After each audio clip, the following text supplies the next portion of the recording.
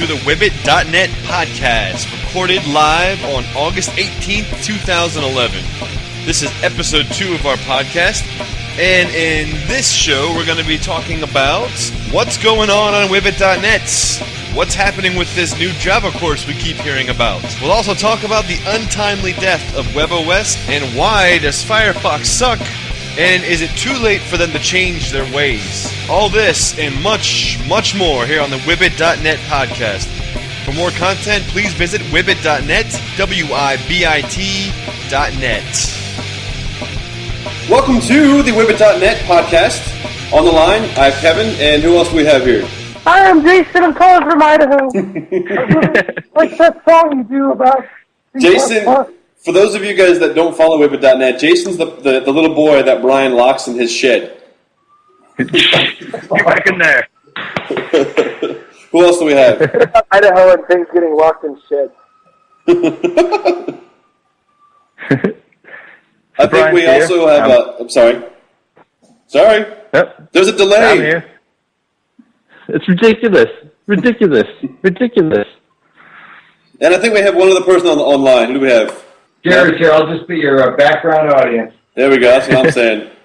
So we got the whole WiBit.net crew online. That's exciting. Very exciting. I think this is the first time that we've all gotten together to do this. That's Except for that one time when we got together to do it and Jason watched us and everybody got mad at Jason watching us. I thought that was the most enthralling thing ever put on the internet. The podcast that only Jason, the double rainbow guy. Oh, the podcast that only Jason can watch. It was definitely a concept gone bad. It was like Andy Kaufman. Andy Kaufman. And I think JT still to this day is the only one who's watched it. We had the guy on Facebook watch it. He really didn't like it. Yeah, the guy who's Oh, made, yeah. We had the one guy that was just like, you guys are the devil. So we wanted to tell you about what's new and what's happening with the site, and just kind of talk about a couple of things that are going on in the world of nerdy computer stuff. Okay. So what do we have going on WiBit.net, guys? Java is almost ready.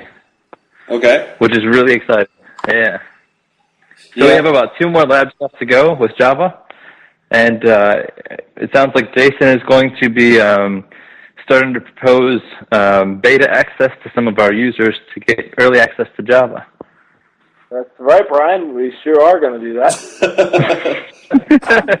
We're going to roll out Java to our beta testers probably on Friday to take a peek at the lessons as they are added to the site.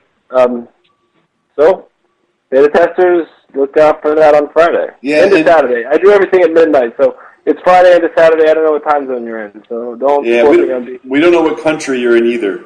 Don't. Yeah, and they don't know what time zone we're in, so whatever. Yeah, we don't expect to have a full course, guys, because we're still kind of uploading stuff as we complete it. The recordings are done, but we're still going through the post-production stuff, like adding animations of monkeys saying funny things. So we have to run through all that, and then once we're done that, we're in pretty good shape. Like Brian said, there's only two more labs left that we have to record. So we made a really good head start with Java. And of course, we just got through our grand release of programming in Objective-C, which we're very excited about as well. Yeah, it'll take you from the basics of the language all the way to making an app in the App Store, which is pretty awesome. Yeah, I know it sounds dorky, but recording that course was a fun experience in my life. We learned a lot. And those of you guys that follow it are going to have a great advantage if you're jumping into that platform. And one of the things that I think everybody's going to like with the Java course that's coming out is how much, it's not necessarily our favorite language, but we tried to like it, And so, as we were recording it, we were running into, downfalls and shortcomings. So we left them in there, and I think you guys will like to see, what's good about Java and what's bad about Java in a very, neutral point of view. You know, a lot of people who teach Java are like, Java is the greatest language ever. Why would you even need to use another language? Like, that's the dumbest thing I've ever... C++, it's just like Java. It just wants to be like Java. I don't know why you'd use it. Well, you know, Brian, the best thing about Java is that clever coffee cup we have for sale on the WiBit.net store. Nice. Not only does it poke fun at our favorite language, but it also holds a nice cup of Java to keep you warm through those cold, cooling nights. Well, and also Very, very lonely nights. also, speaking of C++, I believe that the new version of C++ was just recently approved by the Standards Board. So I think that's interesting. Was it codename OX? I think 0x is the code name for the new version. Kind of a funny story. Like when the last version of C++ was in 1998, which happened shortly after Java was released, and then like that whole concept of like object-oriented design then exploded. And then that the guys that had just deliberated over the C++ the update of 1998 looked at Java and said, "Damn it! If only we would have waited like another year and a half, we could have done something super badass." So I think it's been like a 13-year drought, and then they finally have put together a new version of C++, which will be coming out soon. It's like Duke Nukem Forever of languages. Yeah. 12 years in the making. It better be good, Oh, yeah. And then it's not so good. Yeah, it was all right. I like Duke Nukem. It's fine. There's an article about that on Infoworld.com. Neil McAllister, I don't know who he is or what he does. Apparently, he writes articles. He was saying that every year has kind of its language that's the language of the year. The hot new thing, Python or JavaScript or something. And he's saying that with the return of native code, the C++, it could be its year to shine. So it's a good thing we have a source for it. True. Yeah, I think Jason posted the link on the Facebook page, so if you guys are interested in checking that out, just hop on there and read the article. It's a good read. Next to the... If you like that sort of thing. I think the only other thing I enjoyed reading more than that were the text messages that Brian's mother sent me this morning. Yeah. So there's a couple of interesting things happening in the world of technology. The first of which, as this afternoon I was working and I got a notification on my phone that said like death to webOS. So I immediately went on and started reading about the stock market and like how it relates and how Hewlett-Packard's doing to find out that Hewlett-Packard is not only killing webOS, but they're actually interested in selling off their computing division and focusing more on software. Huh. Yeah, that's weird. Very interesting. And their stock took like a massive hit today. And I know. Well, I would imagine if I had stock in HP, I'd be like, "Oh man." Well, I know. I'd let it out. I think this is an interesting topic because one of the WiBit.net crew members is a huge WebOS fan, and I would like to get that guy's opinion on this. You mean the guy that paint chips at the top? I ate lead paint chips, okay? Not just any paint chips. I ate the good paint chips. Well, before I go to that, I mean, the way you just kind of delivered that, you said, they killed WebOS. All I could hear in my head was the sound from, Price is Right when the yodeler guy falls off the mountain and it's like, wah, wah, wah.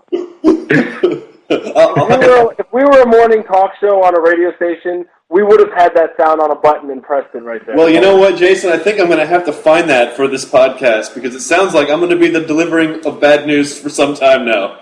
That's a good idea. We could add that in the edit room. Yeah. I always thought that WebOS, it was really nice looking. Like the graphic designers who worked on like the initial launch interface, like they made a really nice looking operating system. They did, and the thing I always loved about WebOS and I still think in many ways it is the best mobile operating system. There's a lot. Obviously, iOS has a lot of advantages, and Android does. Otherwise, they wouldn't be as popular as they are. And Windows 7 with their Mango update is pretty much just ripping off all the good parts from WebOS. So I don't know what's going on with that yet, but it's a shame. WebOS did a lot of cool things, like the messaging sync. You could have messages with a person in Google Chat and AIM and in Facebook, and they all synchronize in text messages. They all synchronize into one list, so you didn't have to jump between app to app to message people. The multitasking, I still think, is better done in WebOS than in any other platform. But unfortunately, when HP picked them up in the first place, it was a square peg round hole situation. You had this, the dying company of Palm that didn't have the capital to really push its thing into the market. And then you had HP with all the money, but not really the enthusiasm. And it was a bad marriage from the start. And unfortunately, HP decided to sell something for $500, and 6 weeks later tell everybody who bought that device that they're SOL and they'll never receive an update, and all the apps they bought are dead. And yeah, that's pretty. Well, I got to be honest. I got turned off by webOS before I even saw it. Do you guys remember those creepy commercials they used to run like an 07? Oh, those were crazy. Yeah, with the albino chick and everything. Yeah, man. I would watch those and be like, I'm gonna just not do that. HP did much better in that front. I mean, what do they have? Russell Brand with the thing in front of his face and I actually saw that commercial today. That's funny. That's awesome. I think the big I reason hope he cashed his check already. I know this sounds kind of dumb, but I think the big reason that webOS didn't take off, and the big reason that the Windows Mobile's not taking off, is because of the overboard social media integration. I think once social media integration impedes basic functionality of the device, it's not impedes, but like you don't fully utilize, you visibly see that you're not fully utilizing the functionality of the device without it. I think that puts off a lot of users.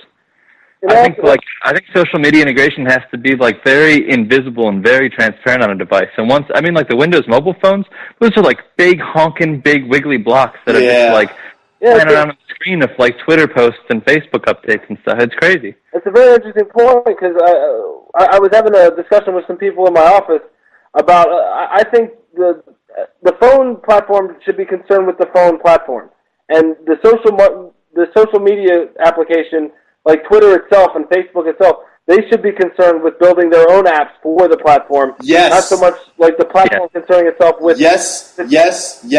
Absolutely. The platform's choosing a winner, first of all, and that's not fair for competition. But that, whatever, this is capitalism. Nothing has to be fair in competition. No, but it also doesn't work. Yeah, exactly. So I mean, like, kind of go capitalism. It proves the point, It's like you're being told kind of how to handle your own device there a little bit, and it's funny that you say that because also I keep track of some of the CNET podcasts and everything, and one of CNET's contributors, Molly Wood, was given a Windows device because she was unhappy with her Android device. They updated it to Gingerbread and it bricked her phone or something, and she was very upset about it. And she had already abandoned iOS in favor of Android. So when Microsoft came in and said, "Here's a phone. Why don't you use it for a little while and blog about it, and we'll give you like $20,000 or something stupid." Which, by the way, Microsoft, I would have no problem trying. I love Microsoft stuff, seriously. All of a sudden, now Jason's a Windows homer. Yeah. For $20,000, I'd be more than happy to try it out for a few months. But one of the complaints that she had was like, okay, we have this cool social media integration, but I don't care. I'm going to install the native app anyway and just use that. So... And now everybody's face is just like an empty face, and like, all the additional like status updates have no status updates. Yeah. I don't know. It's just a black hole on your screen. You can't customize because Windows Phone locks that down, I think, a little bit, don't they? And I would consider using a Windows Phone if it wasn't for their like insane navigation structure. Like, what the hell were they thinking? They've got like words floating off half of the screen and pictures like taking up larger than the screen is, and they're wiggling all over the place and like flip-flopping and stuff. Like, if you're going to use a device, everything has to be in a consistent position. Like, I can open up my text messages, like text message a particular person, and I don't even have to look at the screen because I know where on the screen it's going to be.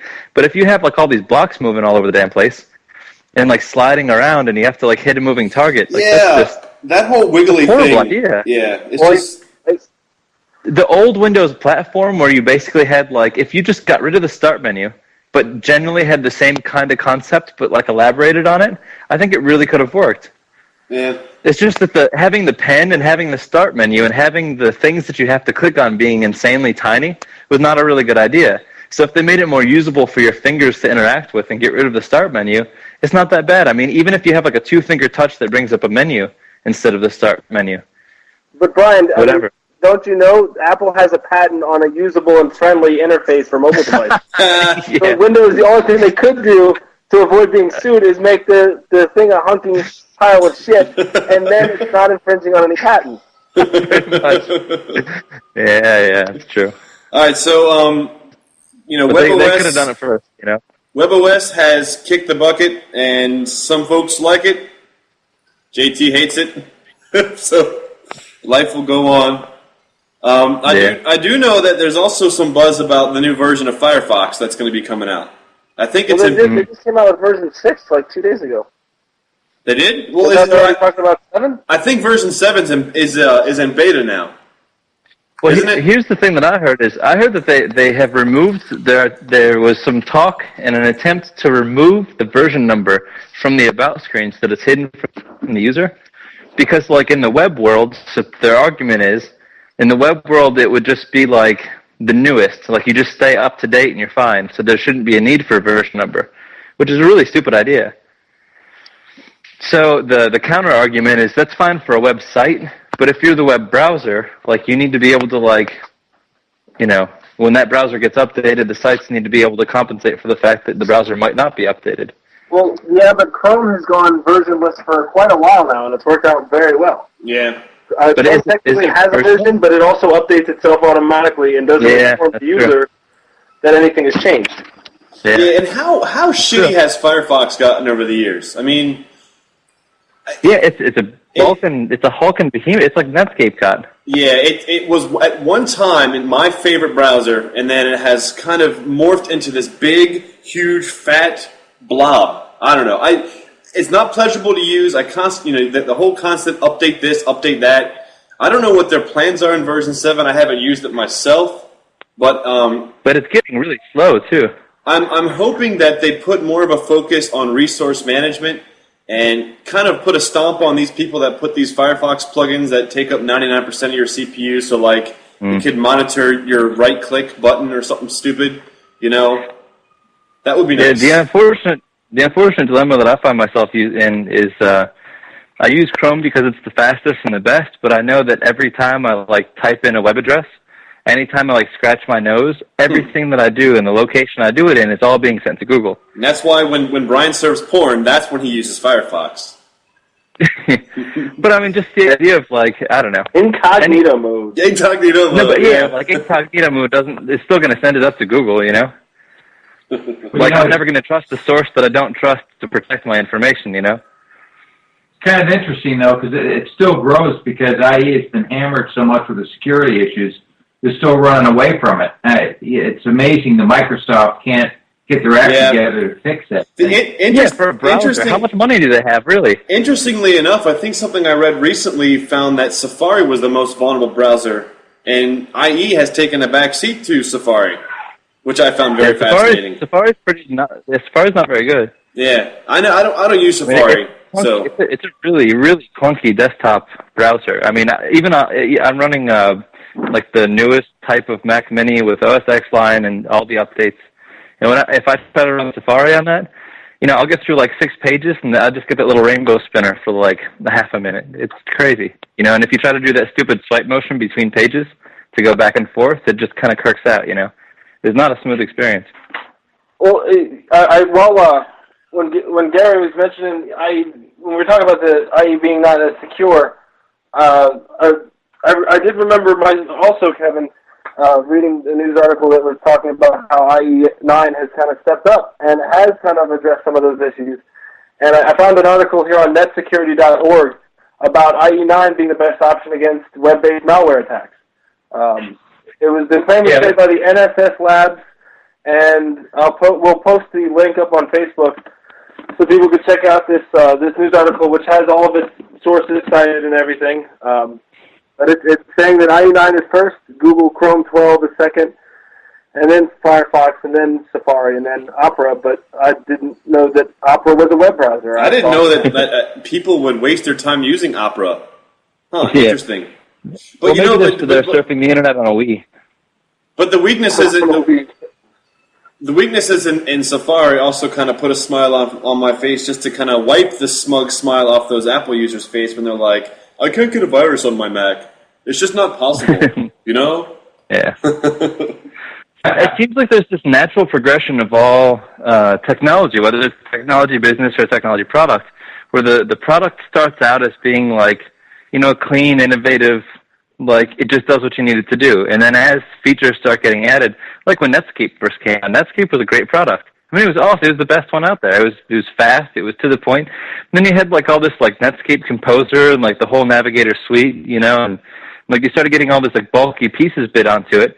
And then once AOL came around, it integrated AOL into Messenger, it integrated keywords, like started like adding all these. It was just like it was like a nightmare, you know. It was horrible. Another big thing AOL did was it combined spam mail with like physical spam mail, where they kept sending you the disc. So you got spam mail in your inbox on the AOL online, and then you also got the AOL discs in your mail. That was revolutionary. Awesome. That company still exists, oddly enough. No, I don't think they're doing so well. Yeah, they hired Huffington from the Huffington Post to bring it back, but that's gone wrong. It's not gone well. It's gone wrong real bad. Yeah. Well, I mean, like just the name of it alone can't succeed. I don't know. Anyway, whatever.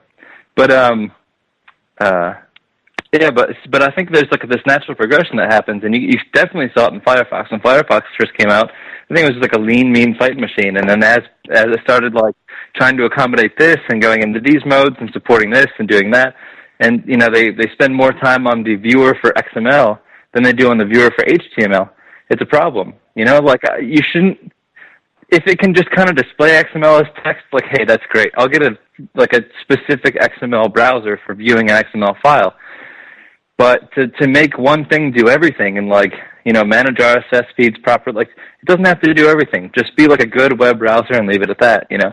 Well, it's ironic you say that though, because Chrome, all of our favorites, is also an operating system. So it does have to do all things. Well, sort of. I would argue the case that it's not an operating system. Well, it is on the Chromebook. The Chromebook has a Linux distribution that on start launches a full screen browser. That's true, but there's nothing that you can't really get past that though. Yeah, but it doesn't make the browser the operating system. It just makes the browser the only application on the operating system. Okay, fair enough.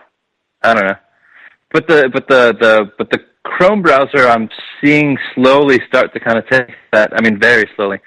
Start to take that same approach. And I'm seeing Google as a company, just like Microsoft did, starting to go down that road. I mean, look at all like the crap that's been added to Gmail if you use Gmail. You know, Gmail's starting to kind of get sluggish. Like, you shouldn't need a loading bar for that. Every time I open Gmail, it's like loading, and then my mail comes up.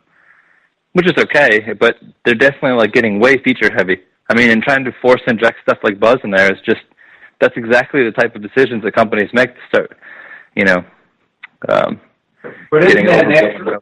That kind of naturally happens as companies get larger and more successful.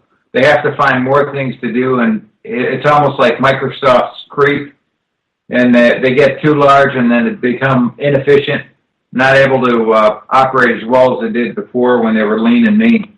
And once an organization gets so big that it becomes territorial, then you really have some problems. Right. Well, and I think, you know. Yeah, well, and look at Google. I mean, I think right now we're looking at a market that doesn't know its own future, sort of. So you got Google trying to get their hands in every pot, and Microsoft trying to get their hands in every pot, and you know, Google's coming. They have Android to compete with iOS, kind of specifically, and now they go out and they buy up Motorola Mobile to get into the hardware space. Mm-hmm. Yeah, but sometimes that pissing contest can lead to negative things because, like in Google's purchasing of Motorola, they're now a direct competitor with the other manufacturers of devices that also have their hardware. So it will eventually become in Google's best interest to increase their market share against their own competitors. So it's really I know it's in the guise of like defending the patents, but in the long term, like that's really pissing off the people who are kind of feeding them, you know? Well, yeah, but they're all doing that. From what I understand, almost half of the components of the iPhone 4 are Samsung manufactured products, and the biggest lawsuit out there, I think, is Apple v. Samsung. They blocked their tablet from being distributed in Europe for a little while. They're trying to do it here. I think the injunction is to be heard in mid-September to block the Galaxy Tab 10.1 in the United States. Without Samsung, there is no iPhone 4. So none of them can agree to disagree almost. Right. Except for Microsoft, because Microsoft fundamentally has a different market strategy. Microsoft's business model has always been and always will be, see what people do and come in behind them. Yep. And that's exactly what Microsoft's doing now. They're just waiting, watching, and buying. Waiting, watching, buying. Microsoft is making, arguably, in some ways, more money than Google is on Android. Yeah, because that's from the patent threat, though. No, because Google doesn't support the Android operating systems for the hardware manufacturers. Google only makes money by having more pertinent information that they can use to target their ads, because Google is fundamentally an ad company. So Microsoft, on the other hand, will sell support licensure for hardware manufacturers for Android. So Microsoft is selling support agreements for Android. So they are also going. They did also go to HTC, and I think for every HTC device sold, they have to give $5 to Microsoft for patent infringements, and Samsung has to give $14 for every device. Right, that's true. But a lot of companies are buying the service from Microsoft, so that Microsoft is supporting the development of their products on Android devices, which is hilarious. That's why I think maybe the big winner might be Windows Phone 7 when it's all said and done. Who knows? It might take a while, but if Android it happens, well, I'll they tell have you, to drastically change their platform. I mean, it has to take some changes, but they really do. But I will tell you, at least my belief anyway, is Microsoft has a very sweet love affair with the developers. I think a lot of developers, if Microsoft gave them something that wasn't a pile of shit, they would fall all over it. Now, I think that I would probably also be one of those developers that would do that. And writing a mobile app, I don't think that any company. I don't think any company has ever come out with a better development tool set than Microsoft. In my personal opinion, it's awesome. Yeah, absolutely. Right. Yeah, I know. I wrote a blog recently about my opinion between Android versus iPhone, but I wanted to kind of throw some Windows 7 stuff in there, or Windows Phone 7 stuff in there, but I really, and what I kind of ended the blog with was I absolutely believe that in today's mobile development world, we have iOS versus Android. Which one is better? Well, you know what? They both kind of suck for their own reasons. There's still a lot left to be desired. There's still a lot left that can be done to really push this thing off and really kind of just explode the whole mobile development world, I guess, for lack of a better word. But I think that Microsoft could easily position themselves to win that. And that's battle. one of the things that we hope to show in these languages is, we showed you the path to, through Objective-C into the iOS operating system. And what we'd like to do with Java is to show like a basic, we'll show a lab of how to kind of get into a basic Android application or a basic Windows Mobile Phone 7 application, at least to kind of show you like how the languages work in the mobile environment and how those mobile environments set up and how their pitfalls are. And what'll be interesting to find is how many obstacles there are for a developer in the way of producing an application for an Apple device or for an Android device, and how straightforward Microsoft generally makes their development experience. It's just too bad that nobody wants to develop for that product, Yeah, well, there's no money in it right now. I mean, so. I would have no interest in developing for it, But if it's like Field of Dreams. If you build it, the developers will come.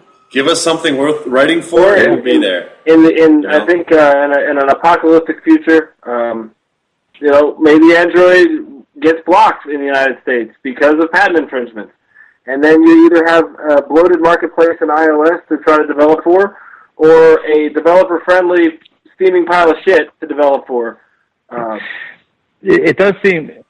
Yeah, I think that the only thing that iOS really has a leg to stand. I mean, besides the fact that it's winning a lot of the legal battles, but like the fact that developers are only developing for just a couple of devices gives it a really strong advantage. It does, and that's been the advantage of Mac development, since Jobs came back to the company. Like.